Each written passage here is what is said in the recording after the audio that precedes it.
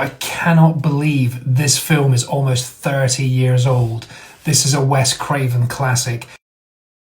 And you know it's Wes Craven because there's lots of nods to his films, especially Nightmare on Elm Street, especially when you see the janitor in the corridor called Fred. And I do think at times it does feel like a slight parody of films, but it's done so tongue-in-cheek that it works really well. It's still got the scares, the jump scares, the terrifying, creepy moments, but overall it is one of those films where you're just trying to discover who the killer is, and it keeps sending you in the wrong direction. And I think that's the best part about the film. It makes you second guess every character in this. It's really interesting watching it 30 years on almost, and knowing who the killers are, and then watching it and then seeing how the little kind of subtleties come through. It's very clever. It's a very well-made film when you think about it.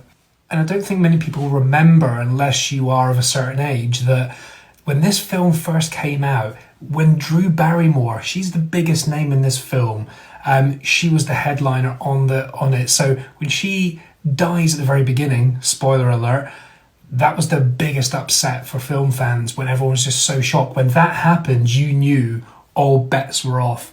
Anything could happen, and it did.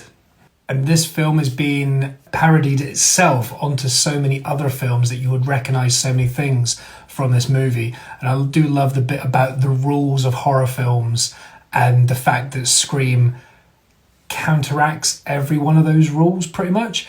But it's just a well done film. Even watching it this late on, to revisiting it, it still works as a really well crafted film. I wouldn't say it's particularly a horror. Well, it is, but I wouldn't say it's a particularly scary film, but it does have, like I mentioned, the jump scares and the tense moments. But yeah, just a really good experience watching it again. I really, really enjoyed it. And I thought everyone's performances were better than I remember, even though there are some cheesy elements to it. But that's part of the fun. So it's on Netflix now for free. So give it a go if you haven't seen it. And if you have, I'd say it's definitely worth revisiting again.